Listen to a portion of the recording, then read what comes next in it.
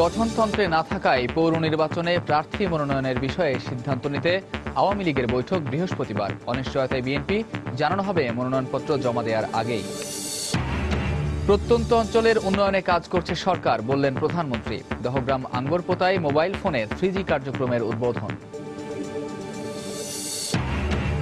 আরও 2 বছর হাতে লেখা পাসপোর্ট ব্যবহারের সুযোগ দিতে আন্তর্জাতিক বিমান চলাচল সংস্থার প্রতি অনুরোধ। বেশ কটি দেশ সাড়া দিয়েছে, জানালেন পররাষ্ট্র প্রতিমন্ত্রী। বিশিষ্ট ব্যক্তি ও রাজনীতিবিদদের হত্যার হুমকির অভিযোগে রাজধানীর তেজগাঁও থেকে এক জামায়াত কর্মী গ্রেফতার। আইএস সন্দেহে বাড্ডা থেকে আটক আরও এক।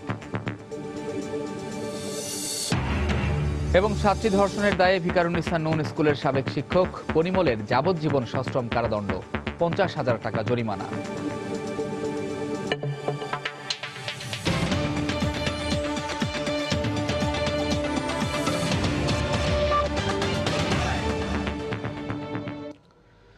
প্রবাসের সময়ের সঙ্গে আছি আমি কামরুজ্জামান মামুন। আসন্ন পৌরসভা নির্বাচনে কোন পদ্ধতিতে প্রার্থী বাছাই ও মনোনয়ন দেয়া হবে তা ক্ষমতাসীন আওয়ামী লীগের গঠনতন্ত্রে নির্ধারণ করা নেই। তাই এই মনোনয়ন কিভাবে হবে তা ঠিক করতে বৃহস্পতিবারই বৈঠকে বসছে দলের কার্যনির্বাহী সংসদ। এই বৈঠকে নির্ধারণ করা হবে আসন্ন আসন বন্টন সহ প্রার্থীদের মনোনয়ন দেওয়ার প্রক্রিয়াও। সময় সংবাদের সঙ্গে আলাপকালে এমনটা জানিয়েছেন আওয়ামী লীগ নেতারা। তাহসিনা জেসির প্রতিবেদন। আগামী 30শে ডিসেম্বর দেশের 234টি পৌরসভায় অনুষ্ঠিত হতে যাওয়া নির্বাচন উপলক্ষে চাঙ্গা ভাব বিরাজ করছে তৃণমূলের রাজনীতিতে। দলীয় প্রতীকে নির্বাচন করার সিদ্ধান্তে ক্ষমতাসীন দলের মনোনয়ন প্রত্যাশী নেতাকর্মীরা ইতিমধ্যেই শুরু করেছেন নির্বাচনী নানা তৎপরতা। তবে দলীয় প্রতীকে নির্বাচন অনুষ্ঠানের ক্ষেত্রে প্রার্থী বাছাই ও মনোনয়ন দেবার প্রক্রিয়া নিয়ে আওয়ামী লীগের গঠনতন্ত্রে সুনির্দিষ্ট নির্দেশনা না থাকায় বিষয়টি নিয়ে নতুন করে ভাবতে হচ্ছে দলকে। যেহেতু নির্বাচনটি নতুন, সেহেতু আমাদেরকে নতুনভাবে সিদ্ধান্ত নিতে হচ্ছে। শুধু গঠনতন্ত্রে না, বাংলাদেশের ইতিহাসেও তো এটি না ছিল না। এটিকে নতুনভাবেই এর পদ্ধতি নির্ধারণ করতে হবে। কেন্দ্রীয় কার্যনির্বাহী কমিটির বৈঠকে সিদ্ধান্ত হবে যে এবার দলীয়ভাবে স্থানীয় পর্যায়ে নির্বাচন করার ক্ষেত্রে এই মনোনয়ন দেওয়ার জন্য সিলেকশন বোর্ডটা যেটা হবে সেটা কোন পর্যায়ে হবে, এটা কেন্দ্রীয় কমিটি থেকে এটা সিদ্ধান্ত নিয়ে সিলেকশন বোর্ড করা হবে। এদিকে পৌরসভা নির্বাচনে প্রভাবশালী মন্ত্রী ও এমপিদের আত্মীয় স্বজনদের প্রতিদ্বন্দ্বিতা ও প্রচারণার বিষয়টি ইতিমধ্যেই বিরূপ প্রতিক্রিয়া সৃষ্টি করেছে তৃণমূলের ত্যাগী নেতাকর্মীদের মাঝে। তবে নেতারা জানালেন, উত্তরাধিকার নয়, স্থানীয়ভাবে গ্রহণযোগ্যতাকেই প্রাধান্য দেওয়া হবে মনোনয়ন দেবার ক্ষেত্রে। প্রার্থী তার কে আত্মীয়, এমপি না মন্ত্রী, এটা বিবেচ্য বিষয় নয়। এখানে তার গ্রহণযোগ্যতা, তার সামাজিক অবস্থান, তার জনপ্রিয়তা, এইগুলোই তার মূল ফ্যাক্টর হিসেবে এখানে কাজ করবে। পারিবারিক উত্তরাধিকার বিষয়টি নয়, বিষয়টি হলো যে রাজনীতিতে এবং জনগণের কাছে গ্রহণযোগ্যতা। তারা আরো জানান, আসন্ন পৌরসভা নির্বাচনে মহাজোটের শরিকদের বিষয়ে আসন বন্টন নিয়ে এখনো কোনো সিদ্ধান্ত নেয়নি আওয়ামী লীগ। গুলি হয়েছে। তাহসিনা জেসি, সময় সংবাদ, ঢাকা। 30 ডিসেম্বর অনুষ্ঠেয় স্থানীয় সরকার নির্বাচনে বিএনপি অংশ নেবে কিনা সে বিষয়ে এখনও চূড়ান্ত সিদ্ধান্ত নেওয়া হয়নি বলে জানিয়েছেন দলটির মুখপাত্র আসাদুজ্জামান রিপন। বুধবার রাতে গুলশানে বিএনপি চেয়ারপারসনের কার্যালয়ে বেগম খালেদা জিয়ার সাথে দলটির স্থায়ী কমিটির সদস্য ঢাকার সিনিয়র নেতাদের সাথে বৈঠক শেষে একথা জানান তিনি। তবে মনোনয়নপত্র জমা দেওয়ার আগেই এ বিষয়ে সিদ্ধান্ত জানানো হবে বলেও জানান তিনি। জোটগতভাবে স্থানীয় সরকার নির্বাচনে অংশ নেওয়া হবে কিনা সে বিষয়ে বৈঠকে কোনো আলোচনা হয়নি বলেও জানান বিএনপির এই মুখপাত্র।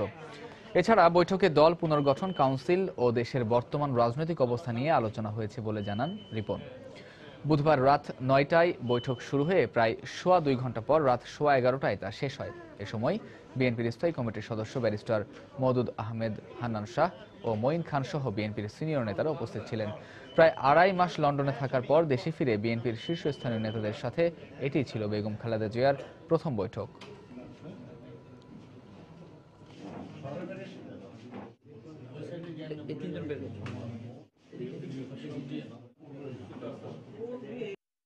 দেশের আন্তর্জাতিক পরিস্থিতি নিয়ে আলোচনা করেছেন। আমাদের দলের অসংখ্য নেতা কর্মী কারাগারে রয়েছেন, সেই অবস্থাগুলো জেনেছেন।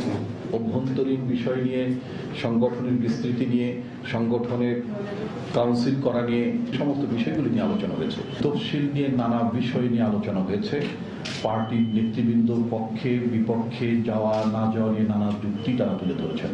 পার্টি চেয়ারপারসন সমস্ত বক্তব্য মনোযোগ সহকারে শুনেছেন, কিন্তু পৌরসভা নির্বাচনে অংশ নেয়া না নেওয়ার পক্ষে এখন পর্যন্ত কোনো সিদ্ধান্ত হয়নি। নির্বাচনে যাওয়া না যাওয়া নিয়ে কর্মকৌশল পার্টি চেয়ারপারসনের উপর আমরা দায়িত্ব অর্পণ করেছি, তিনি সিদ্ধান্ত জানাবেন দ্রুত। এদিকে তড়িঘড়ি করে পৌরসভা নির্বাচন আয়োজনকে সরকারের দুরভিসন্ধি হিসেবে দেখছে দেশের অন্যতম বৃহৎ রাজনৈতিক দল বিএনপি। দলটির শীর্ষ নেতাদের দাবি, সরকার পতন আন্দোলন ঠেকাতেই এই পথ বেছে নিয়েছে ক্ষমতাসীনরা। একই সঙ্গে নির্বাচন কমিশনের স্বচ্ছতা নিয়েও প্রশ্ন রয়েছে দলটির। সালাহউদ্দিন সুমনের রিপোর্ট। স্থানীয় সরকার আইন দুদফায় সংশোধনের পর এই প্রথমবারের মতো দেশে স্থানীয় নির্বাচন অনুষ্ঠিত হতে যাচ্ছে দলীয় প্রতীকে। ইতোমধ্যে 234টি পৌরসভায় নির্বাচনের তফসিল ঘোষণা করেছে নির্বাচন কমিশন। এই নির্বাচনে শুধুমাত্র মেয়র পদপ্রার্থীরা তাদের রাজনৈতিক দলের প্রতীক নিয়ে লড়তে পারবেন। মনোনয়নপত্র বাছাইয়ের তারিখ। বিএনপির শীর্ষ নেতাদের মতে এই মুহূর্তে স্থানীয় নির্বাচন নিয়ে সরকারের উপর জনগণ ও রাজনৈতিক দলগুলোর কোনো চাপ নেই। এ অবস্থায় এই নির্বাচন আয়োজনের পেছনে সরকারের অন্য উদ্দেশ্য রয়েছে বলে দাবি করেছেন তারা। নির্বাচন কমিশন অনেক তড়িঘড়ি করেই এই তফসিলটি ঘোষণা করেছেন। আমরা মনে করি সেটা সরকার তার বিশেষ উদ্দেশ্য অথবা মতলব হাসিলের জন্যই করেছে। এই শীতে আন্দোলন যাতে তীব্র হয়ে না ওঠে, সেই আন্দোলন ঠেকাবার জন্য এই স্থানীয় সরকার বা পৌরসভা নির্বাচনের ঘোষণা দেওয়া হতে পারে, এ ধরনের একটি আশঙ্কা আমরা করছি। একই সাথে নির্বাচন কমিশন ও প্রশাসনের স্বচ্ছতা নিয়েও প্রশ্ন রয়েছে বিএনপি নেতাদের। এই নির্বাচনে কারচুপির আশঙ্কাও করছেন তারা। তো নির্বাচন কমিশন সম্পূর্ণভাবে আওয়ামী লীগের আজ্ঞাবহ একটি প্রতিষ্ঠান। এদের দ্বারা সুষ্ঠু নির্বাচন হবে এটি বাংলাদেশে কোনো মানুষ বিশ্বাস করে না, বিএনপিতে নয়। আমাদের মনে শঙ্কা আছে, আশঙ্কা আছে যে সরকার আবার কারচুপি করবে এবং যারা যোগ্য প্রার্থী তারা নির্বাচিত হতে পারবে না। নির্বাচনকে কেন্দ্র করে বিএনপির তৃণমূলের নেতাদের বিরুদ্ধে মিথ্যা মামলা দিয়ে হয়রানি করা হচ্ছে বলেও অভিযোগ তোলেন তারা। তৃণমূল পর্যায়ে বেশিরভাগ নেতাকর্মীরা চান যাতে আমরা এই নির্বাচনে অংশগ্রহণ করি। বর্তমানে দুঃশাসনের মাত্রা এমনই পর্যায়ে পৌঁছেছে, বিএনপি প্রার্থীরা মনোনয়নপত্র দাখিল করতে পারলে এবং জনগণ শুধু ভোট কেন্দ্রে যেতে পারলেই আমরা অভিষ্ট লক্ষ্যে পৌঁছতে পারবো। পৌরসভা নির্বাচনে সব দলের জন্য সমান সুযোগ বা লেভেল প্লেইং ফিল্ড আছে কিনা তা নির্বাচন কমিশনকে নিশ্চিতের আহ্বান জানান বিএনপির শীর্ষ নেতারা। এটি শুধুমাত্র আওয়ামী লীগের স্বার্থ রক্ষার জন্য। সালাউদ্দিন সুমন, সময় সংবাদ, ঢাকা।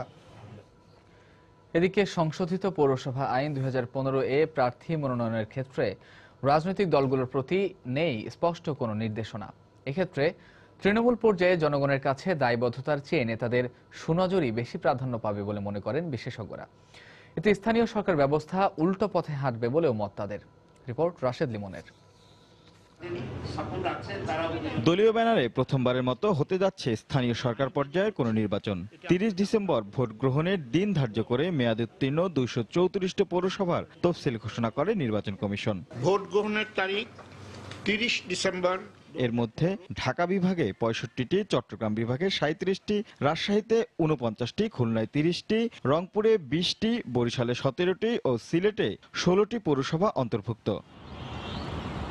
দলীয় সমর্থন প্রথা ভেঙে সংশোধিত পৌরসভা আইন 2015-এর অধীনে এবারই প্রথম মেয়র প্রার্থীরা পাচ্ছেন দলীয় মনোনয়ন। তবে দলগুলো কোন প্রক্রিয়ায় তাদের প্রার্থী নির্বাচন করবে সে বিষয়ে আইন কিংবা বিধিতে নেই স্পষ্ট কোনো নির্দেশনা। ফলে প্রার্থী নির্বাচনে জনগণের প্রত্যাশার প্রতিফলন ঘটবে না বলে মনে করেন বিশেষজ্ঞরা। মেয়র বা যারা প্রতিদ্বন্দ্বিতা করবেন তাদের কাছেও স্থানীয় পর্যায়ের দায়বদ্ধতা অত গুরুত্বপূর্ণ নয়।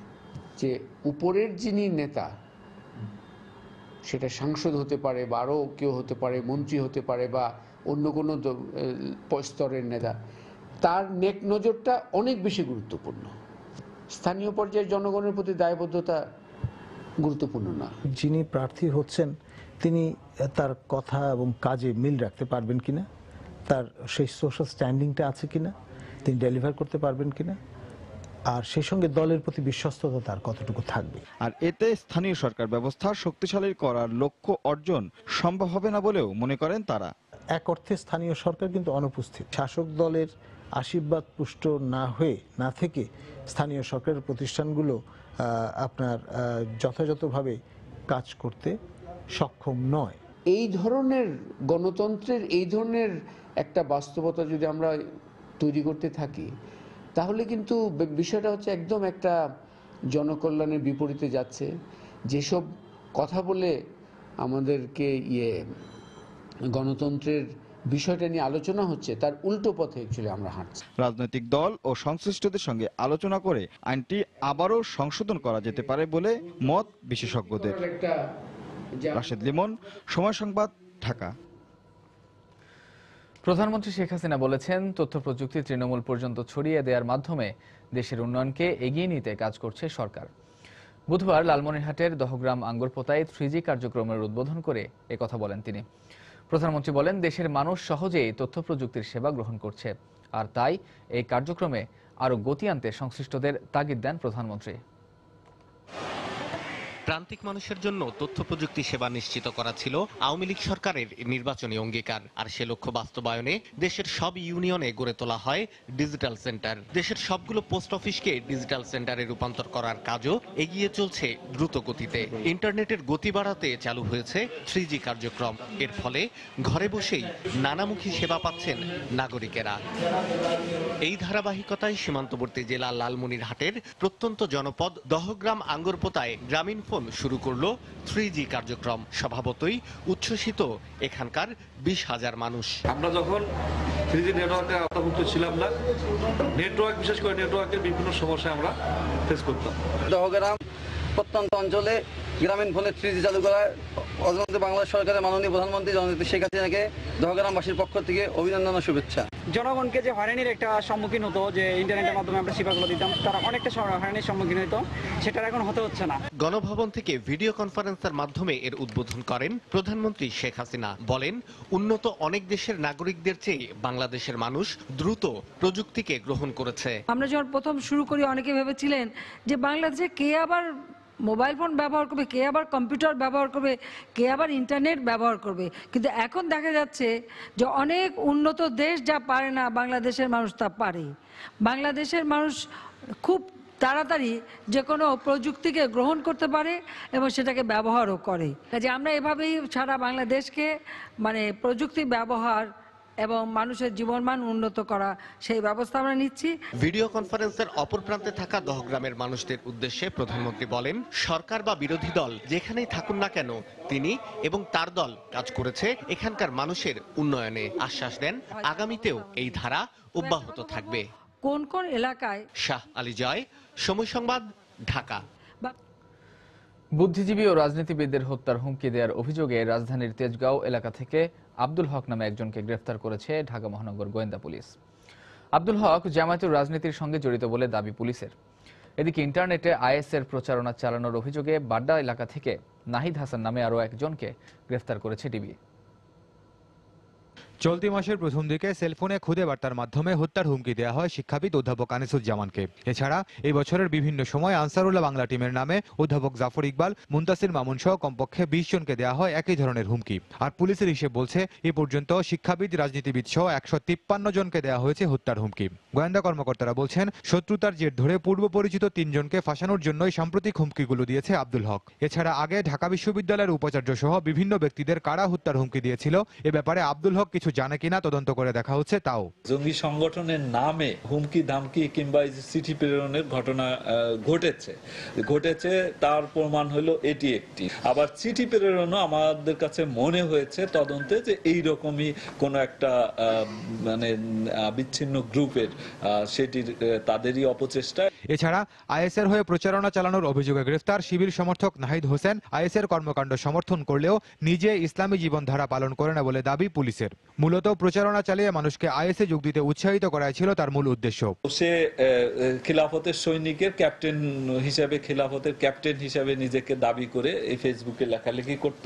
ইসলামিক স্টেটের নামে যে সমস্ত দায় স্বীকার ইত্যাদি ইত্যাদি, সেইগুলো তার এই ফেসবুক আইডি থেকেও প্রকাশ হতো, বাংলায় প্রকাশ করা হতো পাশাপাশি। এবং এইটার কোনো ক্ষেত্রে আমরা দেখেছি যে সেই রিতা কার্সের দাবির আগেই সে আসলে বাংলায় আপলোড করেছে। গ্রেফতার দুজনকেই ব্যাপক জিজ্ঞাসাবাদে বিস্তারিত তথ্য মিলবে বলেও আশা গোয়েন্দা কর্মকর্তার।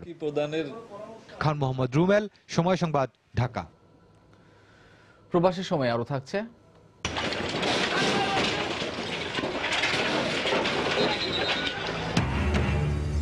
সরকারি রাস্তা দখলমুক্ত করতে রাজধানীর উত্তরায় রাজুকের উচ্ছেদ অভিযান, যানজট নিয়ন্ত্রণে অভিযান অব্যাহত রাখার ঘোষণা।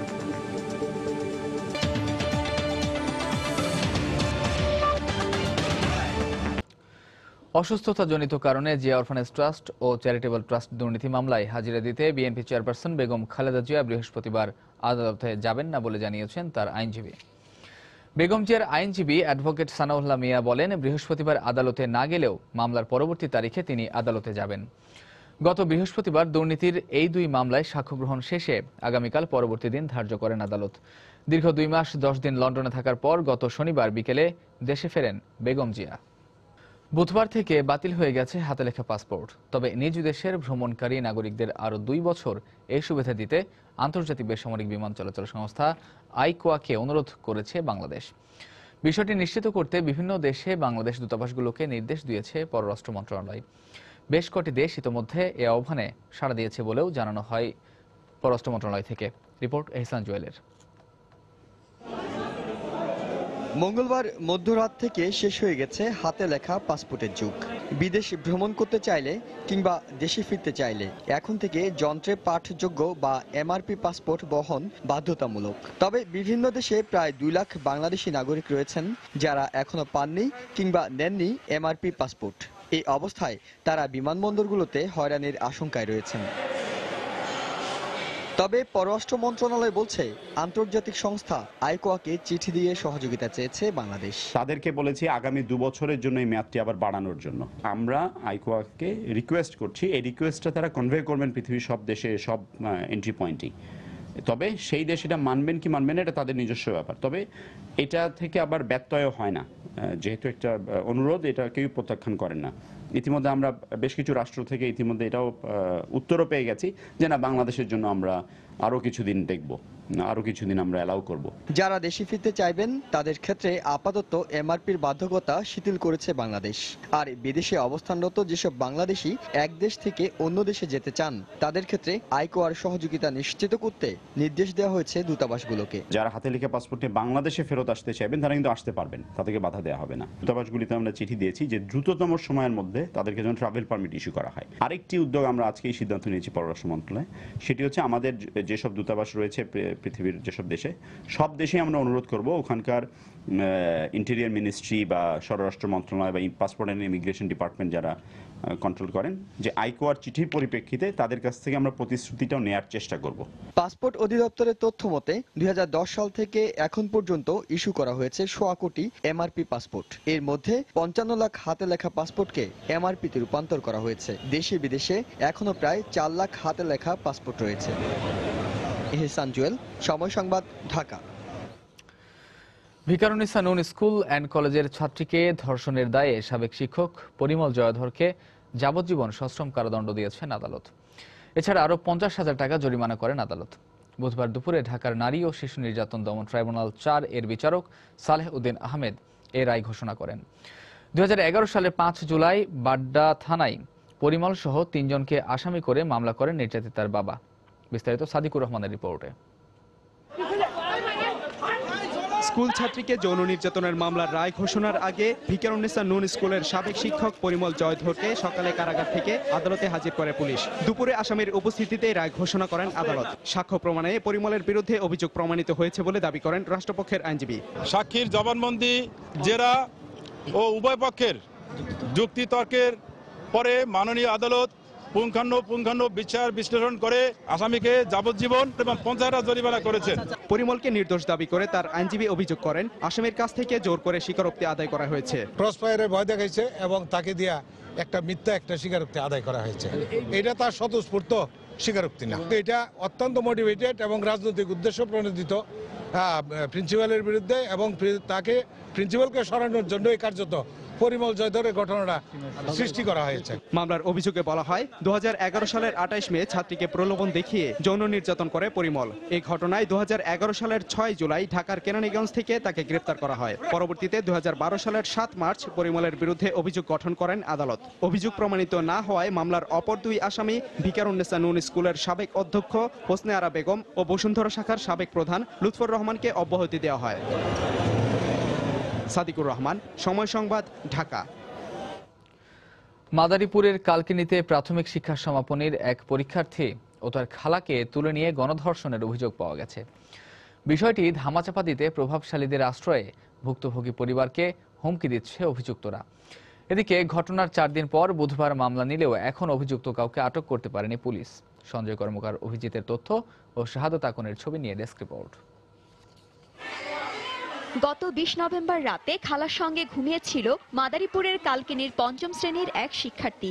স্বজনদের অভিযোগ, এ সময় বেড়া কেটে ঘরের ভেতর প্রবেশ করে স্থানীয় আতাউর ও তার 5 সহযোগী। পরে অস্ত্রের মুখে জিম্মি করে ওই শিক্ষার্থী ও তার খালাকে জোর করে পাশের একটি নির্জন স্থানে নিয়ে ধর্ষণ করে তারা। খবর পেয়ে স্থানীয়রা তাদের উদ্ধার করে মাদারীপুর সদর হাসপাতালে ভর্তি করেন। আতাউর আর তার সাথে 5-6 জন লোক ছিল, আমাদের গলায় অস্ত্র ঠেকাইয়া বাইরে নিয়ে গেছেন। আমার বোনের যে আমাদের এই চকের মধ্যে হেন থেকে হাসা নিয়েছে, ভয় ঠাই দেখাইয়া মানে আমার কোনো লড়াচড়া দিতে দেয় নাই। আমার কথা যদি তুমি বলো কোবাইয়া শেষ করে ফেলবো। শারীরিক পরীক্ষার পর নির্যাতিতাদের হাসপাতালের ওয়ান স্টপ ক্রাইসিস সেলে চিকিৎসা দেওয়া হচ্ছে। যথাযথ চিকিৎসা চলছে। তাদের যে আলামত সেটা আমরা নিয়েছি, সেটা আমরা পরীক্ষার জন্য পাঠিয়েছি। এদিকে 4 দিন নানা গড়িমসির পর অবশেষে বুধবার মামলা নিয়েছে ডাসা থানা পুলিশ। সাংবাদিকরা জানার পরে আমাকে মামলা নিয়েছে। এখন আসামি কঠিন বিচার চাই। মামলার প্রধান আসামি আতাউর সহ অজ্ঞাত নামাজের 6-7 জন আসামি, তাদের গ্রেপ্তারের জোর প্রচেষ্টা অব্যাহত আছে। ইতিমধ্যে আমাদের টিম মাঠে আছে, তাদের দেখা মাত্রই গ্রেপ্তার করা হবে। অন্যদিকে অভিযুক্তদের দ্রুত আইনের আওতায় আনার দাবি জানিয়েছেন এলাকাবাসী। ওরা যে কাজগুলো করছে ওকে পাশে বিরাট রেকর্ড আছে, বড় ধরনের মামলা মোকদ্দমা আছে। সামনে জানি কেউ এই কাজ না করে, আমি জন্য আমরা ন্যায্য বিচার চাই। ঘটনার পর থেকে অভিযুক্ত আতাউর ও তার সহযোগীরা পলাতক রয়েছে। সময় সংবাদ, মাদারীপুর। মানবতা বিরোধী অপরাধের মামলায় মতিউর রহমান নিজামীর আপিলের যুক্তিতর্ক শুরু হবে 30 নভেম্বর। বুধবার দুপুরে প্রধান বিচারপতি SK সিনহার নেতৃত্বে আপিল বিভাগের 4 সদস্যের বেঞ্চ এদিন ধার্য করেন। একই সাথে আদালত বলেন 30 নভেম্বর থেকে 3 দিন আসামিপক্ষ এবং 7 ডিসেম্বর রাষ্ট্রপক্ষ যুক্তিতর্ক উপস্থাপনের সুযোগ পাবেন। এছাড়াও 8 ডিসেম্বর উভয় পক্ষকে পাল্টাপাল্টি যুক্তিতর্ক উপস্থাপনের আদেশ দেন আপিল বিভাগ। এর আগে আজ 6ষ্ঠ দিনের মতো মামলার নথিপত্র আদালতকে পড়ে শোনান আসামি পক্ষের আইনজীবীরা। 2014 সালের 29 অক্টোবর নিজামীকে বুদ্ধিজীবী হত্যাসহ মানবতা বিরোধী অপরাধে জড়িত থাকার দায়ে মৃত্যুদণ্ডাদেশ করেন আন্তর্জাতিক অপরাধ ট্রাইব্যুনাল। পরের মাস 23 নভেম্বর খালাস চেয়ে আপিল করেন নিজামীর আইনজীবী। সাম্প্রদায়িকতাকে প্রতিহত করতে সবাইকে সুদৃঢ় থাকার আহ্বান জানিয়ে জনপ্রশাসন মন্ত্রী সৈয়দ আশরাফুল ইসলাম বলেছেন, সুযোগ পেলেই সাম্প্রদায়িকতা মাথাচাড়া দিয়ে ওঠার চেষ্টা করে। বুধবার বিকেলে রাজধানীর বাসাবোতে ধর্মরাজিক বৌদ্ধ বিহারে কঠিন চিবরদান উৎসব 2015 উপলক্ষে আয়োজিত অনুষ্ঠানে প্রধান অতিথির বক্তব্যে তিনি কথা বলেন। এ সময় তিনি আরো বলেন, বাংলাদেশ ধর্মনিরপেক্ষ রাষ্ট্র বলেই এখানে সবাই স্বাধীনভাবে ধর্ম পালন করতে পারেন। একটু সুযোগ পেলে সাম্প্রদায়িকরা আবার গর্জে ওঠে। আমাদের সবসময় দৃঢ়তা থাকতে হবে। কোনোদিনই এই বাংলার মাটিতে এই সাম্প্রদায়িকের বীজ এই বাংলাদেশে আমরা রোপণ করতে দেব না। বাংলাদেশ একটা ধর্মনিরপেক্ষ দেশ, যেটা বারবার বঙ্গবন্ধু উল্লেখ করেছেন। তার অর্থটা কি? জননেত্রী শেখ হাসিনা উল্লেখ করেছেন অর্থটা কি? যেটা ধর্মহীনতা নয়, সেটা হলো সকল ধর্ম এখানে স্বাভাবিকভাবে পালিত হবে। রাজধানীর উত্তরায় অবৈধ স্থাপনা উচ্ছেদ করে সরকারি রাস্তা দখলমুক্ত করেছে রাজধানী উন্নয়ন কর্তৃপক্ষ রাজুক। বুধবার দুপুরে নির্বাহী ম্যাজিস্ট্রেট খন্দকার জাকির হোসেনের নেতৃত্বে উত্তরার জসিমউদ্দিন রোড এলাকায় এই অভিযান পরিচালনা করা হয়। এ সময় সরকারি রাস্তা দখলমুক্ত করে যানজট নিরসনে এ ধরনের অভিযান অব্যাহত রাখার ঘোষণা দিয়েছে রাজুক। বুধবার দুপুর 12টা রাজধানীর উত্তরার জসিমউদ্দিন রোড নির্বাহী ম্যাজিস্ট্রেট খন্দকার জাকির হোসেনের নেতৃত্বে বুলডোজার দিয়ে গুঁড়িয়ে দেওয়া হচ্ছে সরকারি রাস্তা দখল করে অবৈধভাবে গড়ে ওঠা বিভিন্ন আবাসিক ভবন ও বেসরকারি প্রতিষ্ঠানের পার্কিং স্পট। এ সময় জেনজিয়ান রেস্টুরেন্টের অবৈধ পার্কিংও গুঁড়িয়ে দেওয়া হয়। এছাড়া বেসরকারি ব্যাংক সাউথ ইস্টের এটিএম বুথ সরকারি জায়গায় থাকায় তা সরিয়ে নিতে ব্যাংক কর্তৃপক্ষকে 1 মাসের সময় বেঁধে দেয় রাজুক। সবাই যেভাবে করছে যে লোকজন ওঠার জন্য বা কমার্শিয়াল প্রতিষ্ঠান কিভাবে মানুষ আসবে যাবে, এটা যে সুন্দরভাবে করছিলাম মানুষের জন্য সুবিধাজনক ব্যবস্থা। এই যেগুলো ভাঙছে এটা আমার সীমানার বাইরে, এটা সরকারি জায়গার মধ্যে ছিল। I have no objection. আমার এদিকে সরকারি রাস্তা দখলমুক্ত করে যানজট নিরসনে এ ধরনের অভিযান অব্যাহত রাখার ঘোষণা দিয়েছে রাজুক। ইনকোয়ারি করলাম যে তারা কে কে আবার নির্মাণ করেছে। তো আমরা আজকে আমার অভিযান হওয়া শুরু কথা ছিল আজকে 14 নম্বর প্লট থেকে, কিন্তু আমরা 1 নম্বর থেকে আমরা রিস্টার্ট করছি। যারা আবার পুনরায় যারা আবার কাজ করছে সেগুলো আবার আমরা উচ্ছেদ করে দিচ্ছি। ঢাকা সিটির কার পার্কিংটা ক্লিয়ার করার জন্য প্রথমত অভিযানটা, আপনারা জানেন প্রত্যেক কমার্শিয়াল বা রেসিডেন্সিয়াল বাড়ি হলেও তার নিচে নির্দিষ্ট এলাকায় কার পার্কিং থাকার কথা ডিজাইন মতে। তো ডিজাইন মোতাবেক যতটুকু কার পার্কিং থাকার কথা ততটুকু আমরা ক্লিয়ার করব। আমরা শুরু করেছি 1 নম্বর সেক্টরের মূল রাস্তা থেকে, এই পর্যন্ত আমরা এগিয়ে আসছি যতদূর আজকে করা যায়। বুধবার উত্তরা ছাড়াও মিরপুরে উচ্ছেদ অভিযান চালায় রাজুক। ফয়সাল মোর্শেদ, সময় সংবাদ, ঢাকা। চট্টগ্রামে রেলওয়ের টেন্ডার নিয়ে জোড়া খুনের মামলায় চার্জশিটভুক্ত আসামি ছাত্রলীগ নেতা সাইফুল আলম লিমনকে অস্ত্র ও 3 সহযোগী সহ গ্রেফতার করেছে র্যাব। বুধবার রাতে নগরীর বিভিন্ন স্থানে অভিযান চালিয়ে তাদের গ্রেফতার করা হয়। র্যাব জানায় সহযোগীদের নিয়ে সাইফুল আলম নগরীর পলো গ্রাউন্ডের একটি কমিউনিটি সেন্টারে অবস্থান করছে এমন খবরের ভিত্তিতে সেখানে অভিযান চালিয়ে তাকে আটক করা হয়। এ সময় একটি পিস্তল, 3টি 1 নলা বন্দুক, 6টি ম্যাগজিন ও 6 রাউন্ড গুলি উদ্ধার করা হয়। পরে আশপাশের এলাকা থেকে তার 3 সহযোগীকে আটক করা হয়। 2013 সালের 24 জুন সিআরবি এলাকায় রেলওয়ের টেন্ডার নিয়ে দুপক্ষের সংঘর্ষে এক শিশুসহ 2 জন নিহত হন। এ ঘটনায় গত 23 নভেম্বর 62 জনের বিরুদ্ধে আদালতে চার্জশিট দেয় গোয়েন্দা পুলিশ।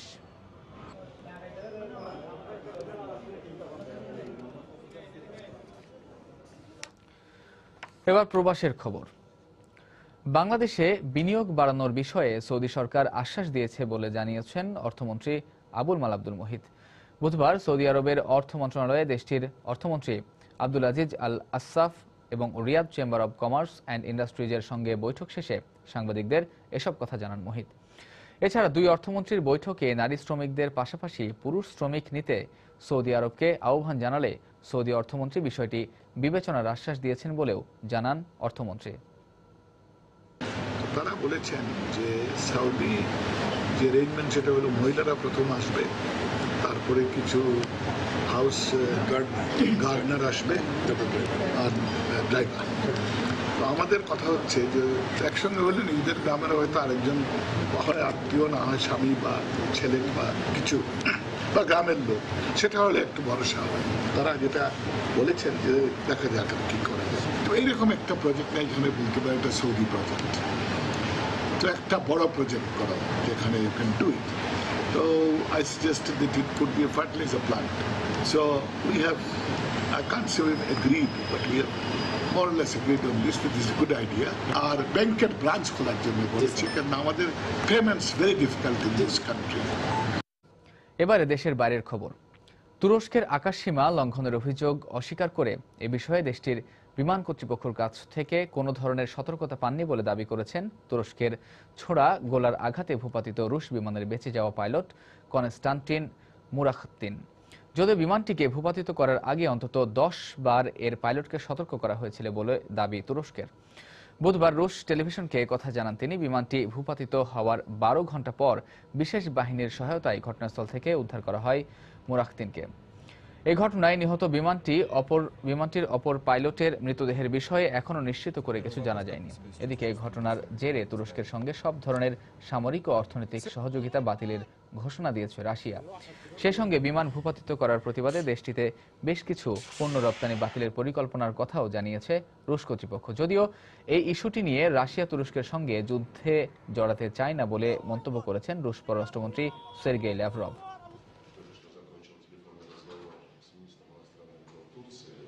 Воевать с Турцией мы не собираемся.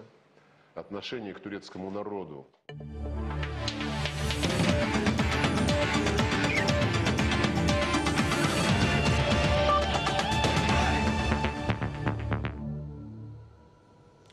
খেলার খবরে বিপিএল এর প্রসঙ্গ। টানা 2 ম্যাচ জয়ের পর হারের স্বাদ পেল বরিশাল বুলস। বুধবার মিরপুরে লো স্কোরিং ম্যাচে বরিশালকে 8 উইকেটে হারিয়েছে কুমিল্লা ভিক্টোরিয়ান্স। আগে ব্যাট করে কুমিল্লার নিয়ন্ত্রিত বোলিংয়ে মাত্র 89 রানে শেষ হয় বুলসের ইনিংস। জবাবে 2 উইকেট হারিয়ে লক্ষ্যে পৌঁছে যায় ভিক্টোরিয়ান্স। মিরপুর শেরেবাংলা জাতীয় স্টেডিয়ামে টস জিতে ব্যাট করতে নেমে কুমিল্লার 2 পেসার কুলাসেকারা ও আবু হায়দার রনি দুর্দান্ত বোলিংয়ে খুব একটা সুবিধা করতে পারেনি বরিশাল। দলীয় 36 রানেই টপ অর্ডারের 4 ব্যাটসম্যানকে হারায় তারা। এরপর ইংলিশ স্পিনার আশার জায়দির স্পিনে বোকা বনে দ্রুতই প্যাভিলিয়নে ফেরেন সাব্বির নাফিদিরা। শেষ দিকে ওয়েস্ট ইন্ডিয়ান অলরাউন্ডার কেভেন কুপারের 22 রানের পরও 89 রানে অল আউট হয় বরিশাল। কুলাসেকারা ও জায়দি 3টি করে উইকেট নেন। জবাবে ব্যাট করতে নেমে সাবধানী শুরু করে কুমিল্লা। উদ্বোধনী জুটিতে 23 রান যোগ করে আউট হন ইমরুল কায়েস। এরপর মাহমুদুল হাসান 31 রানে প্যাভিলিয়নে ফিরলেও স্যামুয়েলস শুভাগত জুটি কুমিল্লাকে সহজ জয় এনে দেন। I think it is. Yes, it is. Done the job. We would have been just bracing each other. All games played. Tamim Iqbal কিংবা সিলেট সুপারস্টার্সের মালিক যেই দোষী প্রমাণিত হোক না কেন তাকে দৃষ্টান্তমূলক শাস্তি দেবে ক্রিকেট বোর্ড, এমনটাই মন্তব্য করেছেন বিসিবির সভাপতি নাজমুল হাসান পাপন। এছাড়াও ঢাকার প্রথম ম্যাচে অপ্রত্যাশিতভাবে অনেক দর্শক টিকিট ছাড়াই স্টেডিয়ামের ভেতরে প্রবেশ করায় দুঃখ প্রকাশ করেন বোর্ড সভাপতি। তবে চলমান বিপিএলে দর্শক উপস্থিতি ও ম্যাচে দেশীয় ক্রিকেটারদের পারফরমেন্সে বেশ খুশি তিনি। কমপ্লেইনটা তামিমের কাছ থেকে আমরা পেয়েছি, এইটা অনাকাঙ্ক্ষিত যদি হয়ে থাকে এটা আমরা তদন্ত করছি। ডেফিনেটলি এটা তদন্ত করে দেখা হবে এবং এরকম যাতে কখনো না হয়। আসলে এটা হওয়ারই কথা না, কারণ আমি প্রথম প্রশ্ন যেটা করেছি আমাদের কমিটির কাছে যে অপোনেন্ট টিমের ক্যাপ্টেনের সাথে এই দলের ফ্র্যাঞ্চাইজির মালিক দেখা হলো কিভাবে, এটা তো দেখা হওয়ারই কথা না। ফোন করে বলেছি যে সব যারা ঢুকলো তাদের যদি টিকিট না থাকে সবাইকে বের করো আর গেট তাড়াতাড়ি লাগাও। সো এটাই বলেছি, বাট আমার ধারণা এরপরে এরকম আর হবে না, কারণ এটাও একটা নতুন জিনিস, মানে এরকম আসলে কখনো হয়নি আমাদের। দর্শক, প্রবাসের সময় এ পর্যায়ে শীর্ষ সংবাদগুলো জানিয়ে দিচ্ছি আরও একবার। গঠনতন্ত্রে না থাকায় পৌর নির্বাচনে প্রার্থী মনোনয়নের বিষয়ে সিদ্ধান্ত নিতে আওয়ামী লীগের বৈঠক বৃহস্পতিবার। অনিশ্চয়তায় বিএনপি, জানানো হবে মনোনয়নপত্র জমা দেওয়ার আগেই। প্রত্যন্ত অঞ্চলের উন্নয়নে কাজ করছে সরকার, বললেন প্রধানমন্ত্রী। দহগ্রাম আঙ্গরপোতায় মোবাইল ফোনে 3G কার্যক্রমের উদ্বোধন। আরও 2 বছর হাতে লেখা পাসপোর্ট ব্যবহারের সুযোগ দিতে আন্তর্জাতিক বিমান চলাচল সংস্থার প্রতি অনুরোধ। বেশ কটি দেশ সাড়া দিয়েছে, জানালেন পররাষ্ট্র প্রতিমন্ত্রী। বিশিষ্ট ব্যক্তি ও রাজনীতিবিদদের হত্যার হুমকির অভিযোগে রাজধানীর তেজগাঁও থেকে এক জামায়াত কর্মী গ্রেফতার। আইএস সন্দেহে বাড্ডা থেকে আটক আরও এক। এবং ছাত্রী ধর্ষণের দায়ে ভিকারুননিসা নূন স্কুলের সাবেক শিক্ষক পরিমলের যাবজ্জীবন সশ্রম কারাদণ্ড, 50,000 টাকা জরিমানা।